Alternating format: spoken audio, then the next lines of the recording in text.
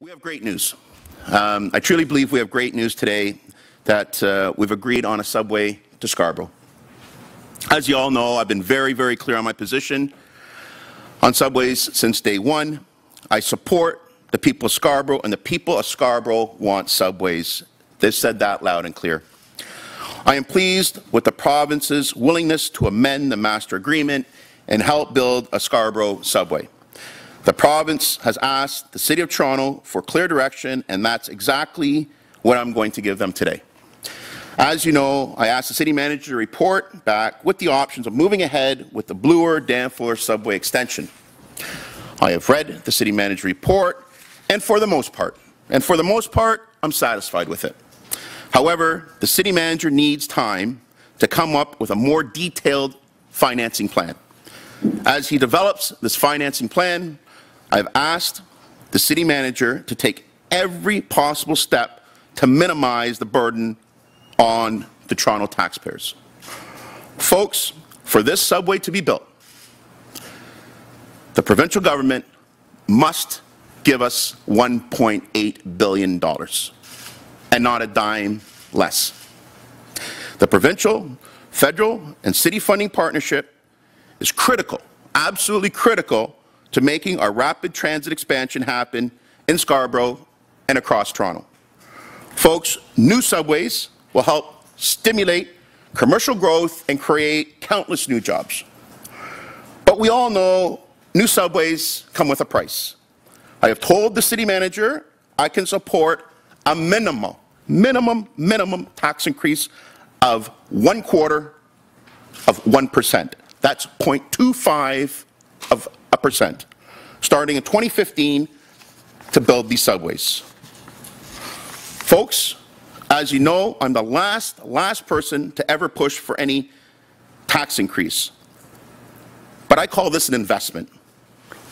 I've been fighting hard since I was elected in 2000, last 13 years, to keep taxes as low as possible.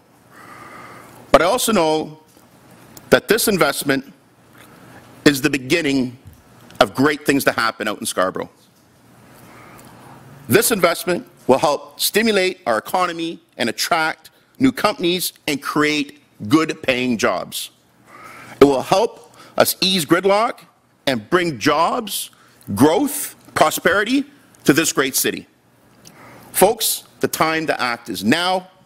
The cost of any further delays will be too great.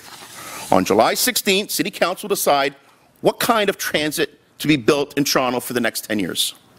Do we want subways to go to Scarborough, or don't we?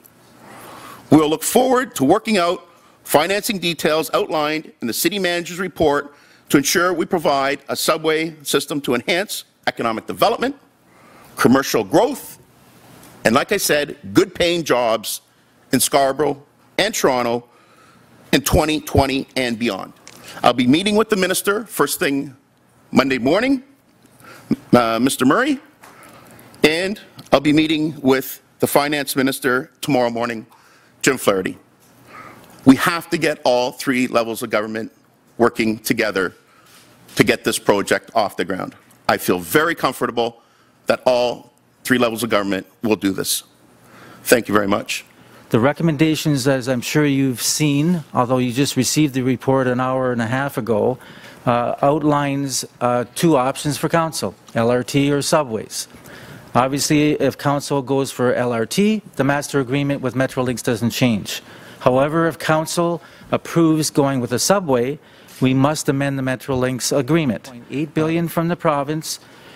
It reflects federal funding, and if that is the case, we are looking at a 1.1% tax increase that could fund the subway in Scarborough, and that would be spread over, we would be recommending as staff to Council, spread that 1.1% over 3 years. So it's approximately 3%, roughly in line with what the Mayor was talking about in terms of the tax increase.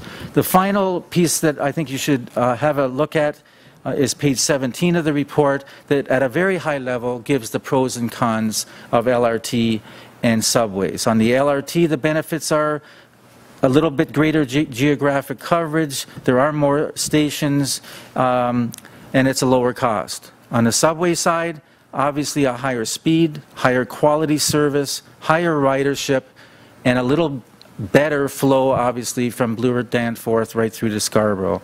So at a very high level, that's what's in the report that I prepared. And I want to say, in conjunction with Andy Byford, the TTC CEO, we've worked hand in glove in terms of this report to ensure that all of our needs from a transportation planning perspective, from the city side as well as the TTC side, are met and outlined in the report. So we both have signed off on this report. I can say that I did work closely with Andy Byford and the city manager to make sure that the report was as comprehensive as possible, recognizing there still are some unknowns in the report, such as what the financing is eventually going to look like, because we need to confirm with our partners. So there is still some outstanding issues that we need to resolve. Councillor, is this realistic at all? Is this possible? Well, I think, as the mayor said, if we get the $1.8 billion commitment from the province that they originally had committed to this project, and we have a partnership with the federal government, then I think council is in a position to finance this construction over the next 30 years. But what happens if you don't get the federal cash? Yeah, then the city council can still finance it, but it wouldn't be at the property tax increase that the mayor alluded to. How much would it be?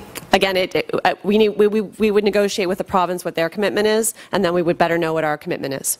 Are you satisfied with the mayor's support for a settlement of the property tax? Is that enough for you, or are you just encouraged to bills back some form? I think it's encouraging that the mayor is recognizing that subways cost money, and the taxpayer is going to have to pay for subways in the city. And I think that's a positive step forward.